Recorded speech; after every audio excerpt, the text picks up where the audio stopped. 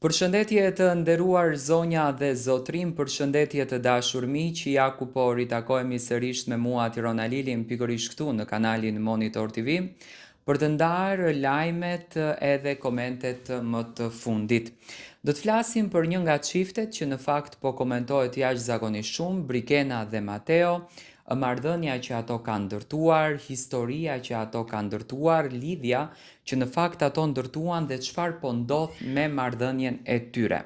Edhe pse ka shumë hamencime, edhe pse ka shumë thashetheme, edhe pse ka shumë fjalë që në fakt fliten lart edhe poshtë për Mateon dhe Brikenën, unë mendoj dhe jam shumë i bindur që e gjitha kjo gjëja është një strategji e tyre, do të thënë një strategji e menduar gjatë, që ato kanë vendosur për ta bërë për publikun shqiptar.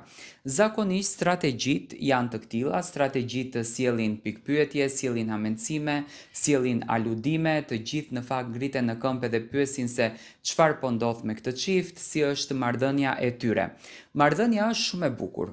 Nuk kanë marrëdhënie të krisur, se po të kishin marrëdhënie të krisur dhe po të ishin të ndarë, ato nuk do të ishin pjesë e përbashkët e një emisionit gjigant, e një televizionit siç është Top Channel-i, me patjetër që ato të dy domethënë kanë ruajtur atë ndjesinë e tyre, kanë ruajtur atë dashurinë e tyre, kanë ruajtur atë emocionin e tyre dhe janë në këtë formë kështu siç janë, por për të mbajtur klikimet, unë mendoj se është e tillë, për të mbajtur klikimet, ato janë në këtë gjendje ku janë, që të gjithë flasin, të gjithë pyesin, të gjithë hamencojnë se çfarë në thelb po ndodh me këtë marrëdhënie, çfarë në thelb po ndodh me gjën e tyre. Marrëdhënia është shumë e bukur. Është normale që në jetën e showbizit personazhet të kenë lëvizje të tilla.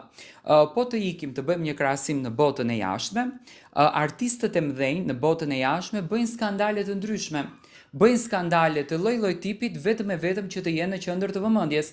Dhe këtu nuk ka asnjë gjë të keqe. Deri në këtë pikën jemi okay. Nuk ka asnjë gjë të keqe në qoftë se një personazh vendos që të bëjë një mini skandal për të qenë në qendër të vëmendjes. Më vjen shumë keq për disa nga fansat e tyre që shkruajnë me irritim që publiku do t'ju kthehet keq, që ndjekësit e tyre do t'ju kthehen keq, që fansat do t'ju kthehen keq. Mua kjo në fakt më dhëm shumë dhe më djeg në raport me Mateon edhe me Brikenën.